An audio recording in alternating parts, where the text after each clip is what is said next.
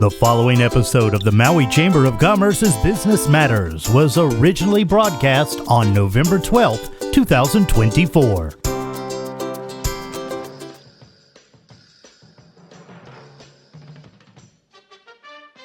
It's time now for Business Matters, brought to you by the Maui Chamber of Commerce. And now, here's your host, the president of the Maui Chamber of Commerce, Pam Tumpap. Good morning, Pam. Hello, Pam. How are you today? I am awesome, Gary. How are you today? I'm doing good. It's been a nice, starting to cool down the weather a little bit and getting some rain down here. I know it is wonderful.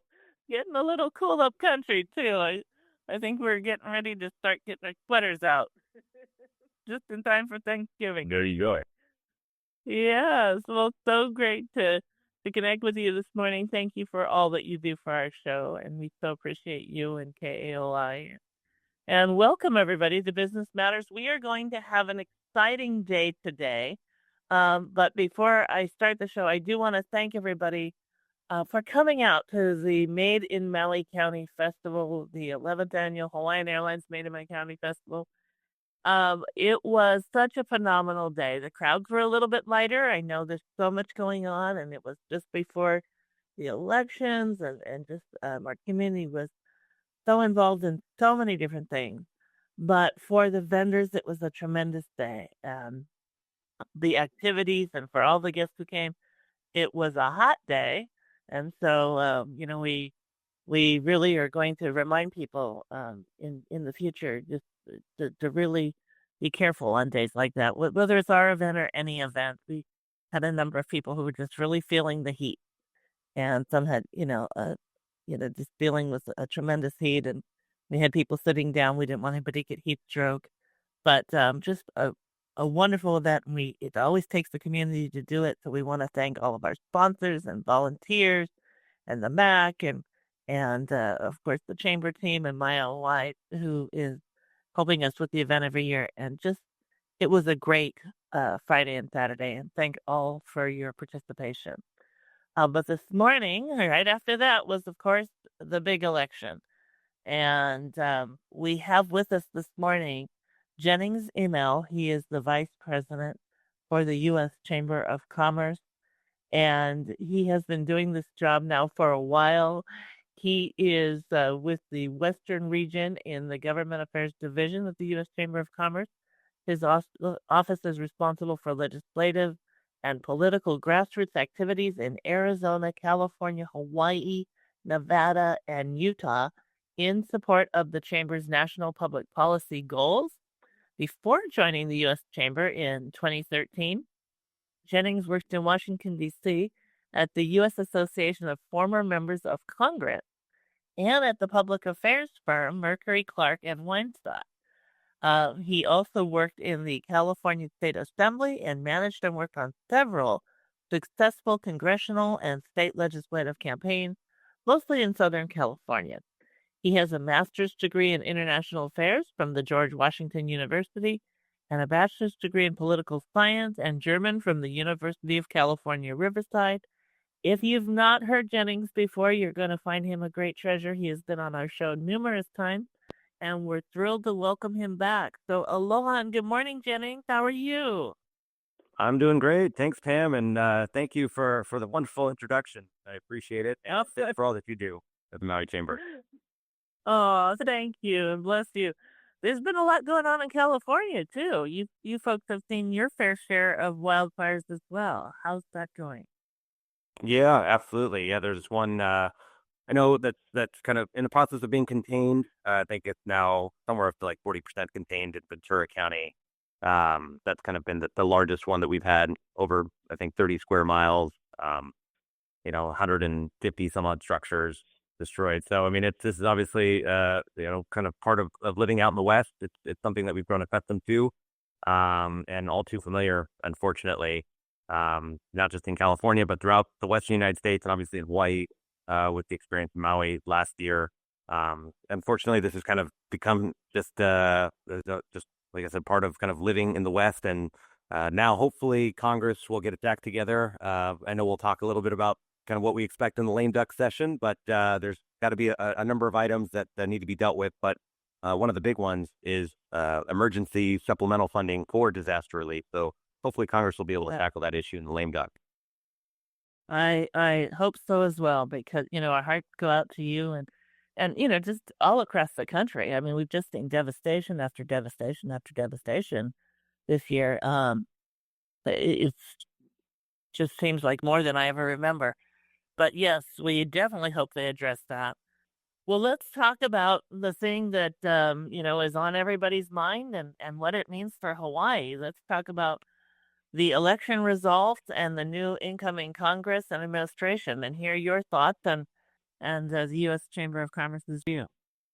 Yeah, I mean, I think that it was a pretty amazing night on last Tuesday night, and the fact that for a number of reasons, the results were, quite different from what a lot of folks were expecting. I think the fact that we had a result on the presidential election is pretty much the same night. I mean, I think that it was officially called for former President Trump at 2:30 in the morning, Pacific Coast time. So in Hawaii, would have been right around midnight. So I think nobody was expecting that. Folks were anticipating this was going to be an historically close election that would not be called potentially for many days, even weeks after election day. And so the fact that we had a result essentially that same night was pretty outstanding, or kind of just amazing. And then the fact that you had all 7 battleground states that folks were looking at, and that's really kind of where the election was going to be decided. There's 93 electoral votes up in those battleground states. So think of kind of the blue wall states of Pennsylvania, Michigan, Wisconsin. Then you've got Arizona, Nevada, North Carolina, Georgia.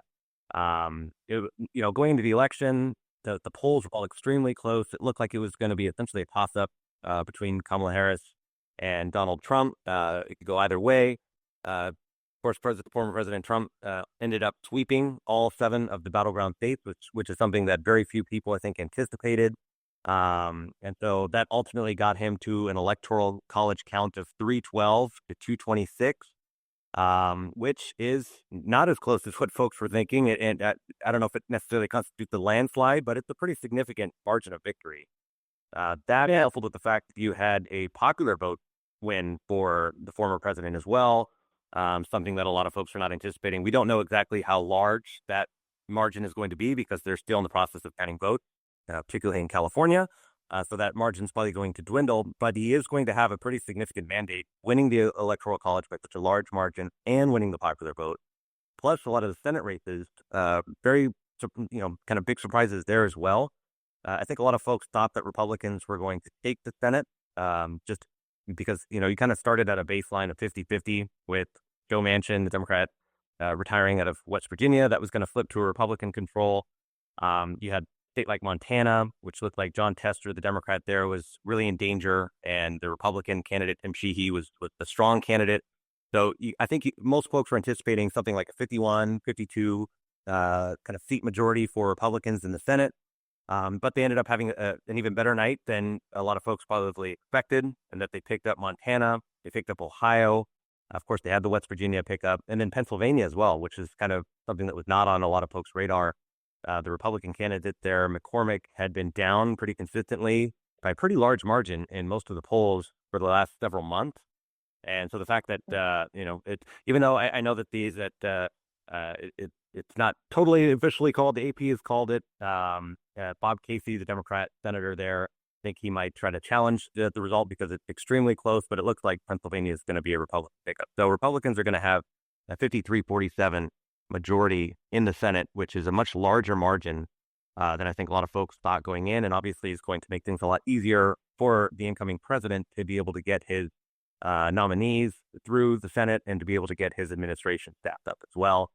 And then on the House side, the numbers haven't been determined yet, but it looks like Republicans are going to have control of the House by a very narrow majority. It's going to be about the same as what we've had in the last Congress, where they've got about 221, 222 members. You need 218 for an outright majority. So essentially, they can only afford to lose about 3 or 4 votes. And actually, that number is going to get lower because a couple of those House folks are going to be plucked to serve in the incoming Trump administration. So that's another issue. But I think overall, really good night for Republicans to kind of have that clean sweep, the White House, Senate, and the House. And that will make things, I think, from a legislative standpoint, at least for them, in terms of enacting their agenda, it'll make it a little bit easier in 2025. Yeah, I watched, and as soon as I think Kamala was at 99 electoral votes, and he was at 178, and I started to run. I was looking at the AP map and was watching, because they sort of shaded where the race was going in a shaded red or a shaded blue, and then they would show the confirmed vote, and it was I started doing the math and running the numbers, and I thought, wow, this is going, this looks like a landslide. And Yeah. everybody started looking at the paths and counting up the states, counting up the votes, and doing the math, and it was just, I think, as you point out, just a really very different um uh election than we were. I think most people were expecting. I think there was a lot of looking at some of the polls and looking at some of the things Yeah. that we kept hearing, especially in Hawaii. I mean, of course, we're a very Democratic state, but it just looked like it was going to be, much closer. So that was very interesting to watch.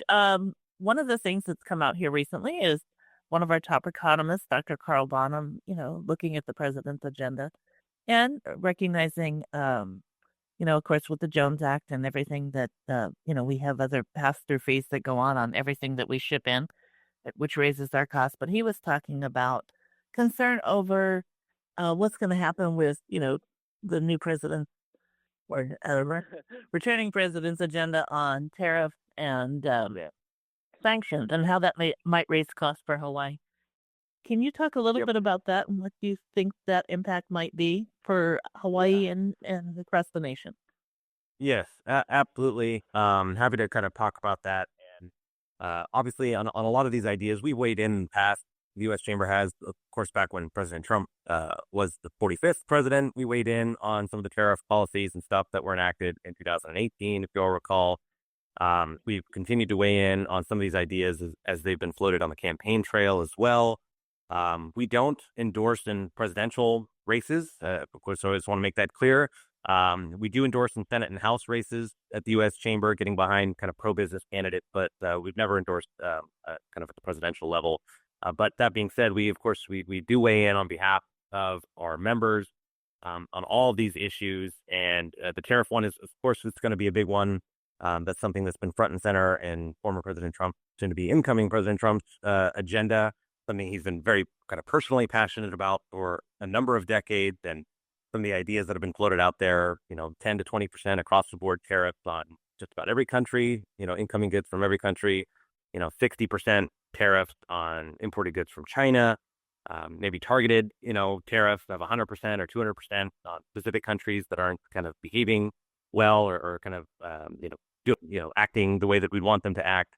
All these ideas have kind of been floated out there. We'll see exactly where this goes. It's hard to know exactly, what, kind of how serious he is about some of these ideas, or if it's just a negotiating tactic, kind of change other countries' behaviors.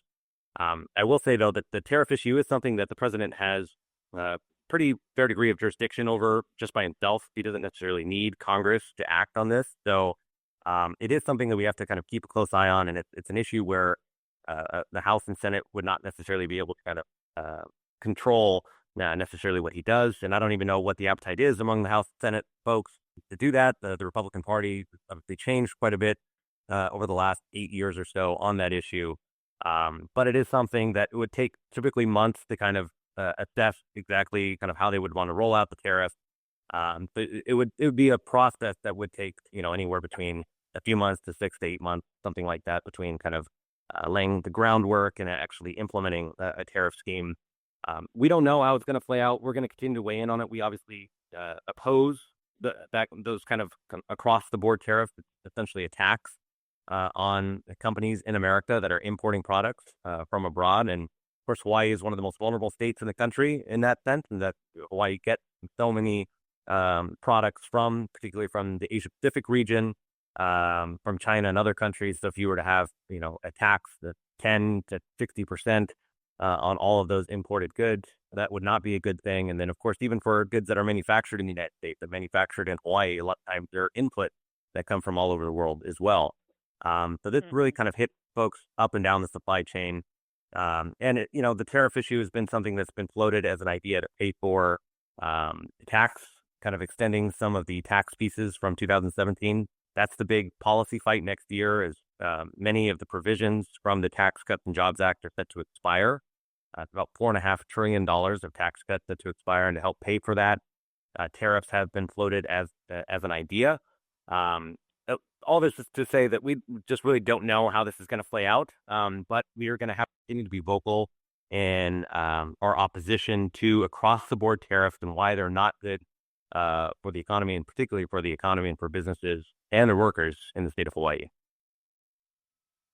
I appreciate that. I think it's going to be a key point. And of course, we hear about his list. Mel's doing a lot on the list thing. But, of course, as a very democratic state, we Right. really need to make our point, because this is going to have a huge impact. And I was thrilled to see Dr. Cronald on the news the other night talking about this and getting people starting to think about it before the legislative session as well. Yeah. So, Jenny, what do you? Oh, go ahead. Yeah, I was going to say, and economic growth is obviously going to be. I mean, and the economy was the biggest factor going into the election, right? That's what folks were voting on, right? Was how they feel about the economy, inflation, all those things. They want to get back. There was a sense that people were better off under the first Trump administration. Things were good economically. People had more money in their pockets. Businesses had more money to be able to hire and to invest. And so there's this kind of sense that we want to get back to that. Obviously, that's been a big kind of angle that President Trump has played throughout the campaign, that we're going to get back to economic growth. So he talked about lowering taxes, doing tax exemptions and stuff like that, lowering regulations. And so as long as that continues to be the focus, I think that gives us an opportunity to talk about tariffs in that sense of like, hey, this is going to be something that's counterproductive to your stated aims, right? You want to grow the economy. Right. And, instituting these across the board tariffs is really going to undermine all of your other efforts in the tax and regulatory space. So I think we can kind of make that argument very clear. I think that helps. So it's just something to kind of keep in mind. That's certainly a big objective of ours at the U.S. Chamber, is economic growth. That's kind of our North Star going in this next year and this next Congress. Everything that they do needs to be focused on, how do we grow the economy? How do we get back to, 3% annual GDP growth? Because if we want to kind of sustain our quality of life, make sure that we continue to have the American dream that's attainable for our children and grandchildren, we need to have that level of growth. And you need to have that level of growth to tackle things like our national debt, right? If we want to pay that off, you need to have economic growth. So I think it's just important to keep stressing that economic point with the administration. Absolutely. Well, and the key thing for us, for that economic growth, for economic diversity, for keeping our residents home, is housing. We have to have a strong push for, housing and getting housing built on all levels, county, state, and federal, to get some support, because our median home price is off the chart and getting worse every year. So, and we're pricing our own folks out of paradise. So that'll be key to that. And for us to keep that economic engine going, we have to have the workers here. We have to have people here who can help sustain our business interests. So, yeah, huge. What do you see as the top economic activities that you think are going to come forward with this administration that'll help us get there? Yeah, I mean, you're right about the workforce issue. That's key, and particularly in Hawaii. Hawaii is one of the worst affected states from the worker shortage. There are currently 58 workers available for every 100 job opening in the state of Hawaii. That's the most recent data that's available. So that continues to be a big problem and a complicated one. We'll see what Congress decides to do on that front. There's obviously an obvious connection between workforce and immigration. Our legal immigration systems that need to be reformed, need to be updated, visa programs and stuff that need to be expanded. All of those things need to be looked at. And we'll see. I mean, there is a bipartisan appetite to do some of that stuff. Of course, a lot of the talk on immigration right now has been on just border security and asylum reform and what to do with folks that are here. illegally. And so you've seen a lot of that from the Trump administration. He's already kind of some of the folks that he's already lined up for the incoming administration. Stephen Miller, who is kind of the big immigration guy, really an immigration hawk in his last administration, coming in as deputy chief of staff for domestic policy. Tom Homan coming in, former ICE director, going to be coming in as kind of the border czar. So they're obviously going to take a very tough stance on immigration, on the security aspect of it. First, hopefully that'll give us an avenue, though, to make some headway on the legal immigration stuff, because there is, like I said, there's really bipartisan support on kind of fixing our broken legal immigration system. And that would obviously help employers across the country, particularly in Hawaii as well, get access kind of to more workers.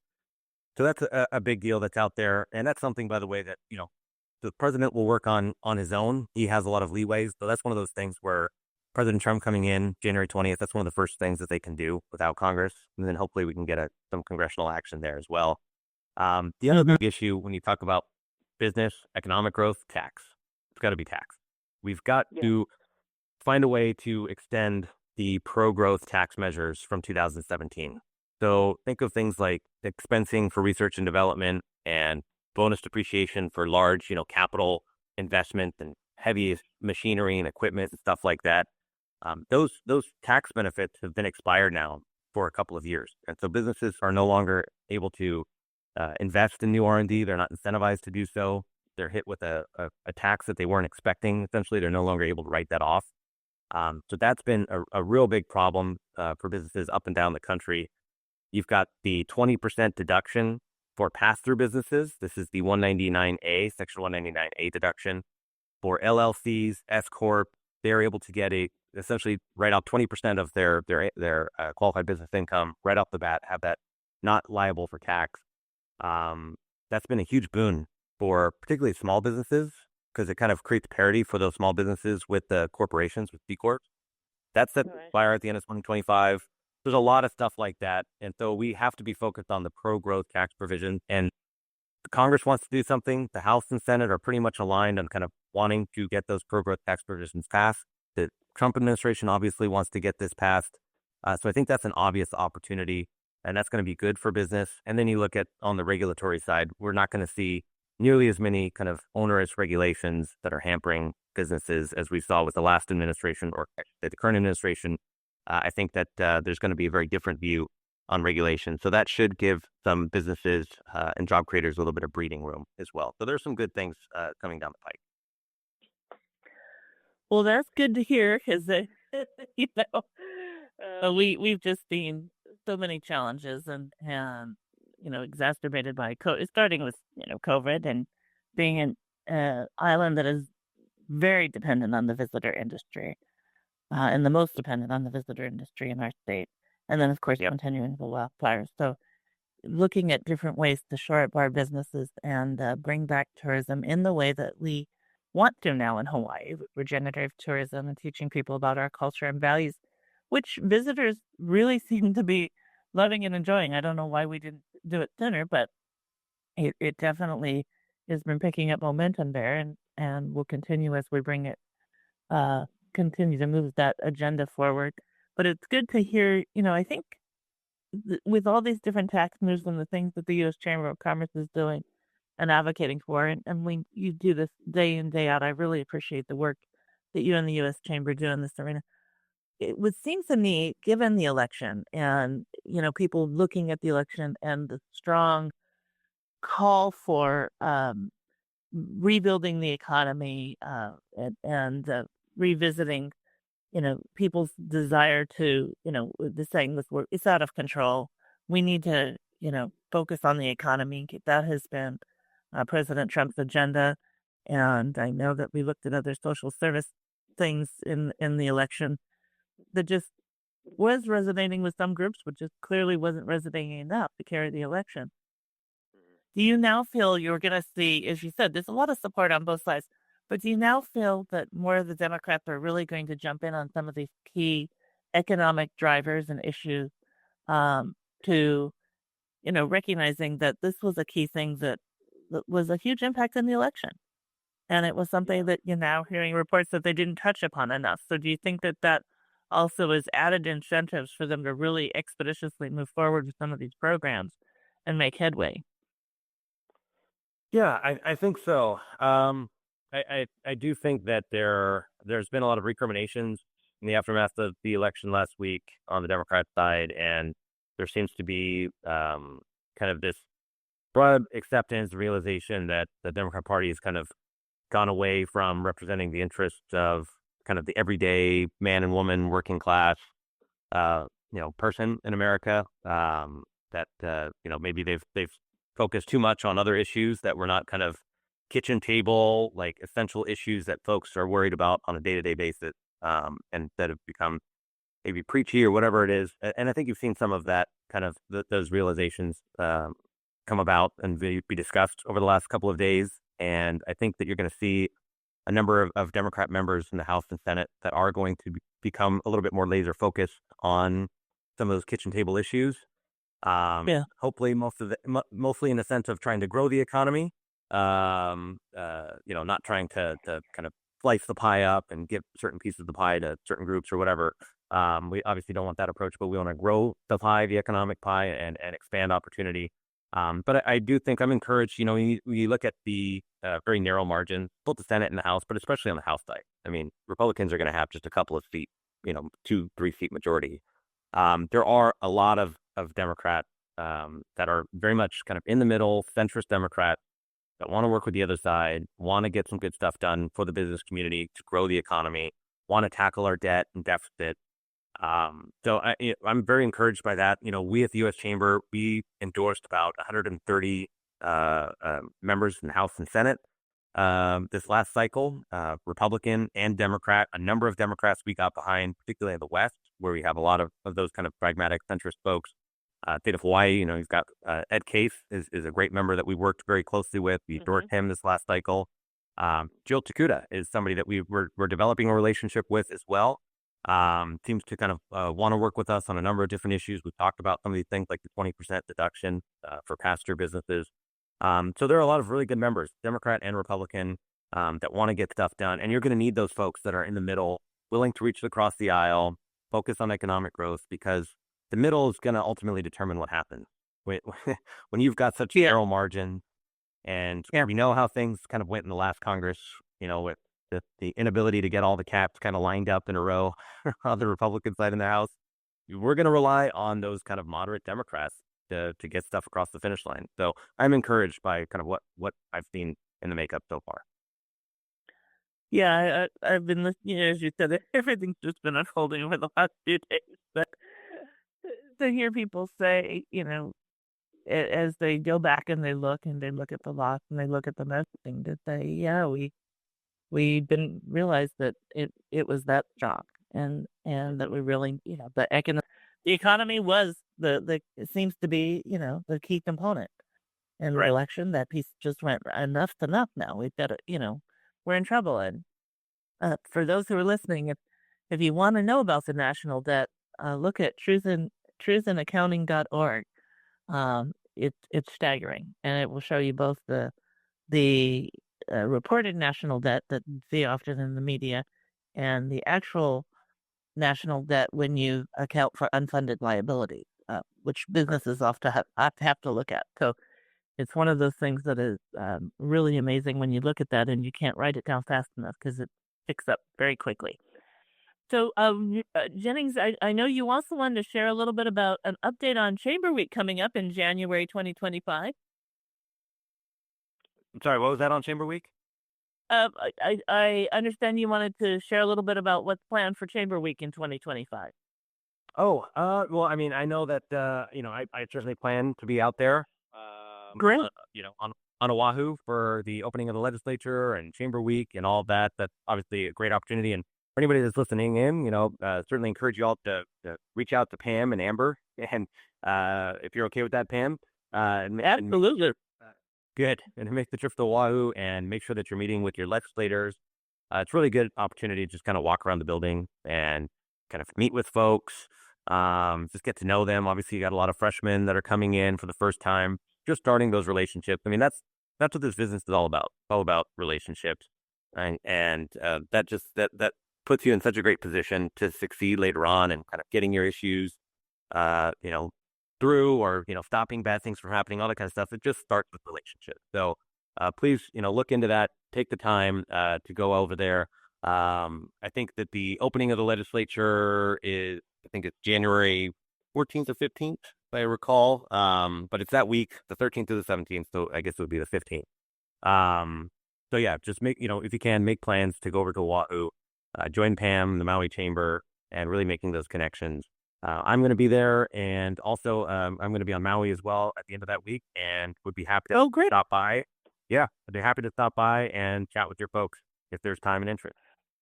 Oh, there's always time and interest. We'll schedule something with you. That's fantastic.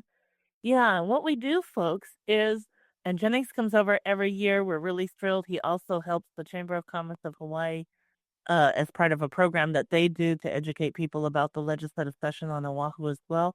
But we take over people who, I mean, people pay their own way, but we have people join us on a number of activities.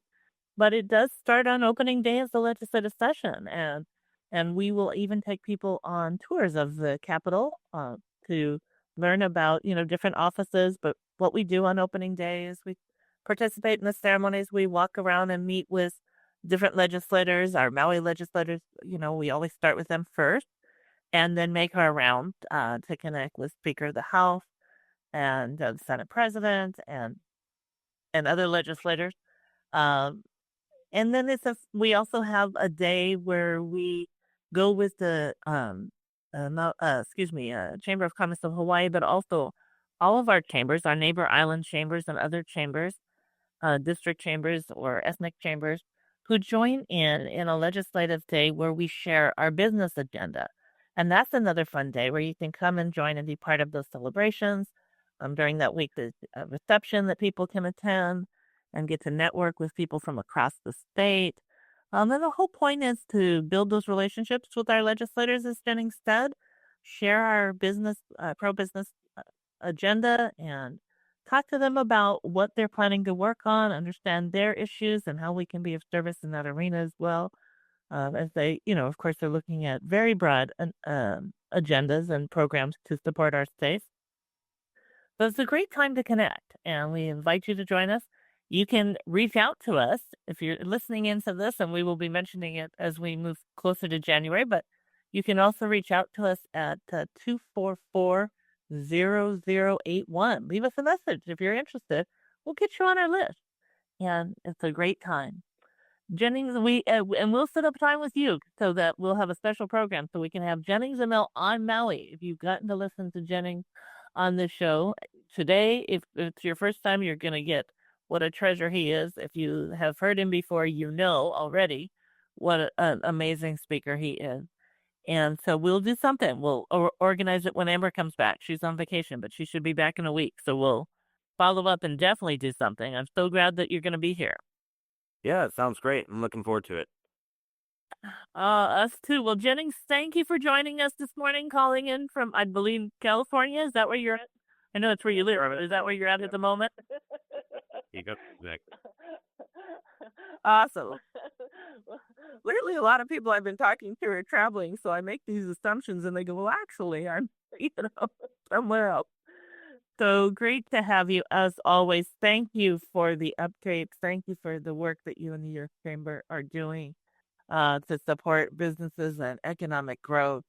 And we appreciate all that you help do for us, and as a very remote state, to help us get our important issues addressed. And you are a champion for us, and we thank you for everything. Of course. No, thank you, Pam. Thanks for having me as always. And thanks for all that you're doing at Maui Chamber and for your partnership. It means so much and really helps us get good things done for the business community. So thank you. Thank you. Well, you have a wonderful day. Thanks. You too, Pam. Thank you. I love you. All right. Well, it's always great to have Jennings on. I know that Gary is going to connect with Lehia. Lehia is a small business owner and founder of Poli Farm. They are doing amazing things. And so while Gary gets Lehia on, I want to tell you a little bit about Lehia. Lehia Apana and Brad Bayless founded Poli Poli Farms in Wai'ehu, Maui, as a native Hawaiian-owned farm. They follow their ancestral technologies to grow important cultural foods, then turn those harvests into healthy and convenient packaged foods. And it's a model that they feel leads to healthier people and a healthier planet.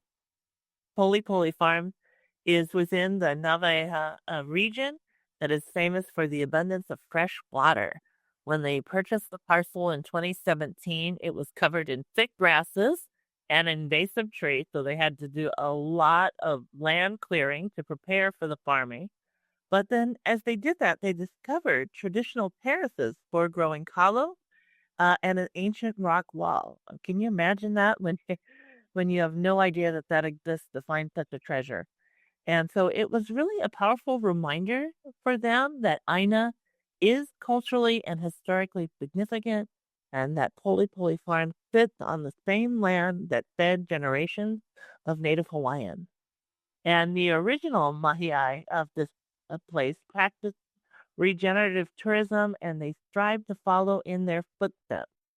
So we are so excited about what they're doing. Their mission is to revive the legacy of the Aina and region by feeding the people of Hawaii the food of Hawaii.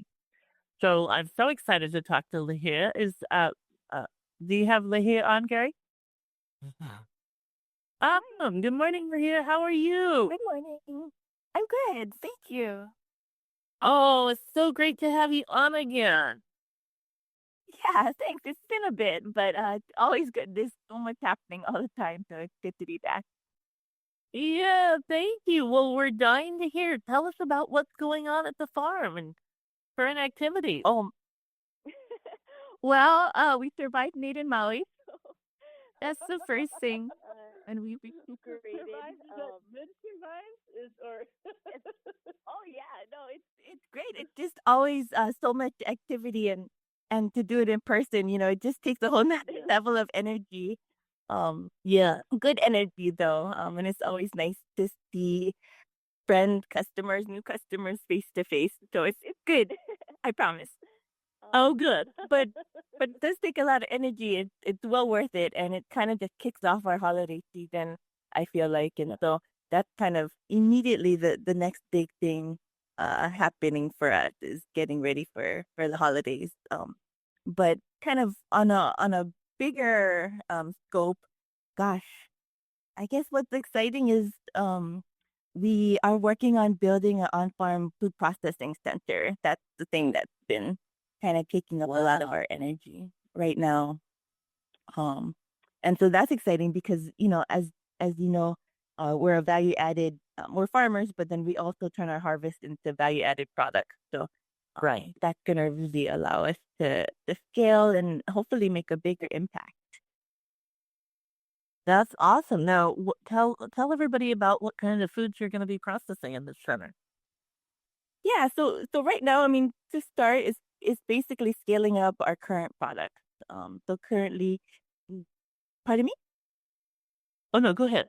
Uh, so currently we are producing a couple of Hawaiian teas. So we have a tea with mamaki and ulu, and then we have another tea with uhaloa and lemongrass. And then in addition to our teas, we are making chewy dried bananas. So we're going to be scaling those up, and then coming up with some new products, doing some R&D in there as well. Probably with something with ulu. So that's we're not sure quite yet what we're going to be doing, but something with ulu. Um, and then another big part of or another really exciting thing about the food processing centers was going to be able to really aggregate our community of farmers. So, we're 3 acres. Our farm is 3 acres, which is relatively small. It feels big on the daily kind of upkeep of It's a it. lot. It's a lot to step up Yeah. to, for Yeah. sure. And so to really grow and scale, in the coming years, we're gonna have to aggregate from other farmers, which is really exciting. For our business model to work, it's really a kako effort. And that's really, um, that's what success looks like for us is being able to create a really strong supply chain that includes not just us. Yeah. I think it's amazing, and you've always been such a collaborative person, but I absolutely agree. It takes that level of collaboration to really move a lot of our products forward in manufacturing because we have so many niche products, but together in shared resources, we can do so much more. And that's one of the things I love even about the Made in My County Festival is you have different makers meeting different makers and then sharing their resources and building these collaborations that leverage everybody up, which is phenomenal. Tell us about, I understand there was a grant selection and award. Tell us a little bit about that. Yeah, I think you're talking about the Mahi'ai matchup with Kamehameha Schools. That happened just last month, so pretty recently. And we took there was two top prizes and two second place prizes, and so we took one of those top prizes, brought it home from Maui, and so with that, so it was we won 15,000 in prize money, and so with that, we're actually gonna start to build up that supply chain and start to aggregate from other farmers. So yeah, so that really supports kind of that direction that we're going with, really trying to build that strong supply chain. So yeah, it was really exciting. It was, we're farmers, so we are mahi'ai, but really, um, I think another really cool part about our business is that we're stepping up in that food chain. So we're kind of going to um, that middle part of the supply chain and doing the aggregation and processing. So we're really excited to kind of just be supported by Kamehameha Schools and the Poli Foundation um, to continue to grow. I think that's awesome. Tell people about what it's like to first start where you started, which was clearing the land. And I mean, to really start from just an essential but very basic place. To now, to move up and how that movement has been for you, how it has felt from stress point to the accomplishments that you've done, because you've been on a fairly rapid growth track.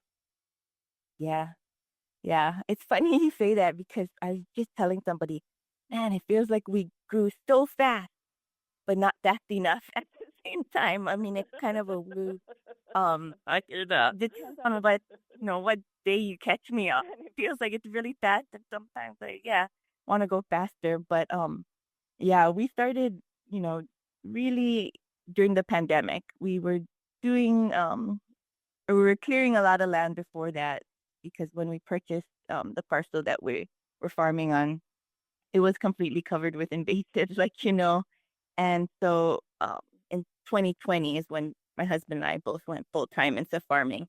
And I mean, I guess that's why we've been able to grow really fast is because we're both dedicating 100% or have been into the farm.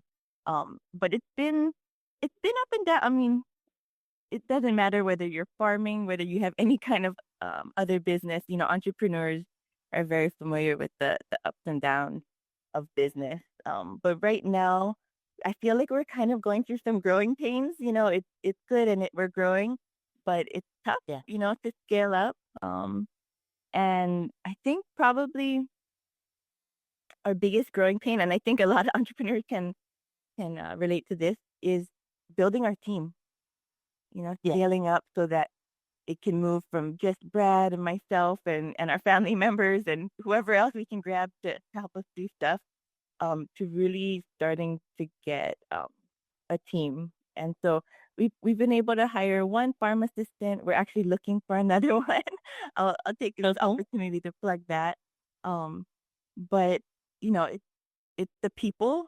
I think you know this. I mean, it goes with Made in Maui. It's the people that make all of this work. So that's something that we're really focused on now. We've got the growth part. Now we need the people to support that.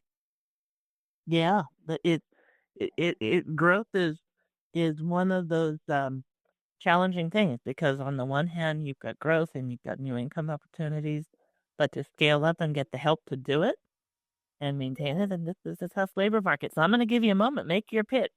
Tell people what you're looking for. We've got a job opening, so pay attention. Yeah, totally. So we're looking for a farm assistant, basically, to help us, you know, do all the stuff, which is really exciting because we are a small operation. You get to do all the stuff, right? So you're out there with myself, with my husband Brad, um, doing the daily chores, doing the growth part. We got really exciting stuff happening. We're building a greenhouse. We're working on the kitchen. So basically, it's an all hands on deck kind of thing every day. Everything from weeding to planting to planning to developing our infrastructure. So all of those things. That's awesome. Well, I will say this. Um, I find in talking to people about farming and agricultural products, and again, a small business like you, when you say, well, we're looking for a farm assistant, but the work is diverse. You're a very small business. People get their hands in a lot of different things.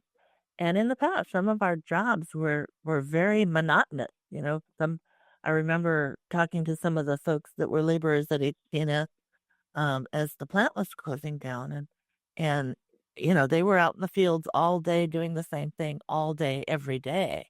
And I'm finding younger people are really interested in more diverse work environments. So it sounds like a great and creative place for a farm assistant to get started and get to work with an awesome team, by the way, I'll add. We hope so. Yeah, no, you're absolutely right. I mean, that's the fun of it and that's the challenge of it. But I think that the challenge is really what keeps it fun. But also just because of the nature of where we are as a business, we're a young business, so we're trying to, figure things out too. And so as far as being part of a team and being able to share a vision, I think that's something that we really offer as well. We're figuring it out. So if you're somebody who likes to problem solve with us, or just problem solve, to do that here, definitely. Got a lot of problems to solve, so we don't have it figured out. Well, I love that, though. I love your openness to that. Yeah, And that's really key. I mean, so much, I just always say, farming is one of those very tough jobs. I mean, it changes every day. The weather changes every day. The things that you're dealing with change every day. It's very different than an office job. Yet it's a very unique experience. And for those who enjoy being outdoors and enjoy the thought of growing, being part of growing amazing products, the banana chips, I'm just going to say, are off the chart. The tea is amazing too, but you could be a part of something really special.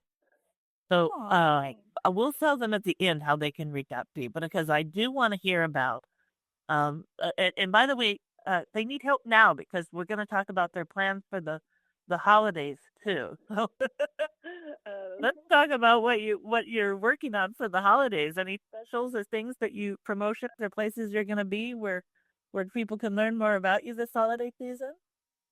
Yeah, so pretty much Made in Maui is one of two in-person events that we do all year. We do Made in Maui and we do Ulu Fest.